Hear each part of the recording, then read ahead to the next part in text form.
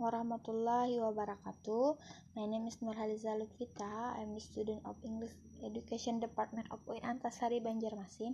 In this section, I am going to explain my first study with the title Brainstorming as the way to approach students to increasing intellect and creative thinking for ESL students and effort in making learning effective.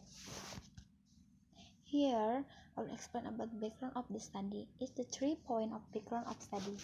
The first, brainstorming in general education. Brainstorming is the one of technique for fostering group creativity by which idea and truth and share among members spontaneously in order to reach solution to practical problem. And some previous study in the discipline of education have suggested that brainstorming intervention can facilitate the idea generation process by ensuring the selection of the most appropriate combination of idea generation and group creativity. Second, brainstorming in language. Brainstorming can potentially empowering students to apply and review different strategies that can lead to facilitating their comprehension and critical thinking. Using brainstorming technique will definitely offer valuable opportunities to students when learning language. It to help reduce negative social influence and convey the actual situation under discussion. Third, the importance of brainstorming for the student. First, help students to solve problems in innovative solution.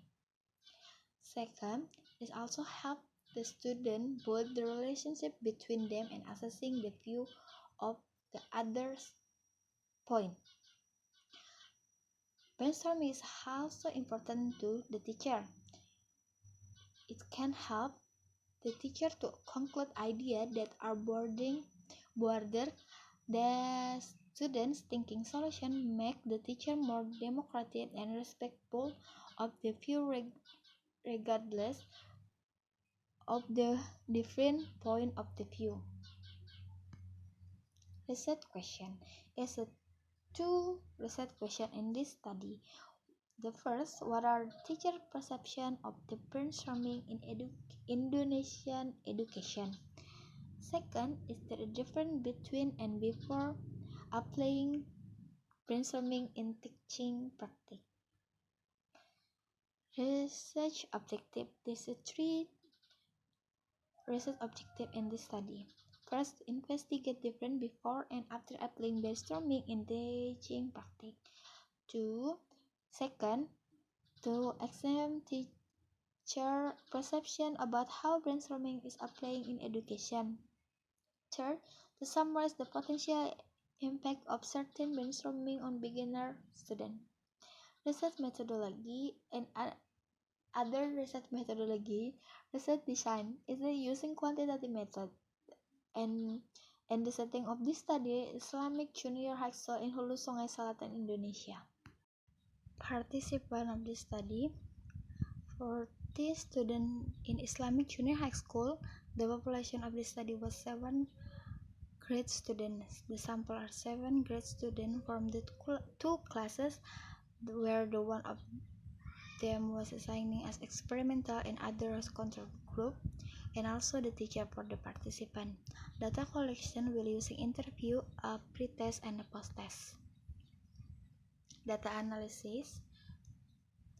The first is sorting the data, each rather scoring from the student of pre-test and post-test, then the average score between 2 rather when taking to the final score, that we are analyzing by using t-test.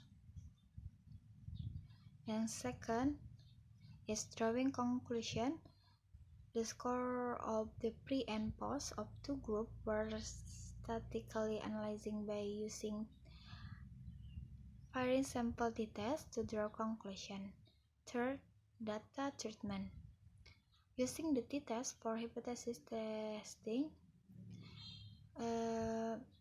It was necessary to find out whether the data were normally distributed or not. The data were tested by using normality tests. These tests using measure when the data were normal distributed or not.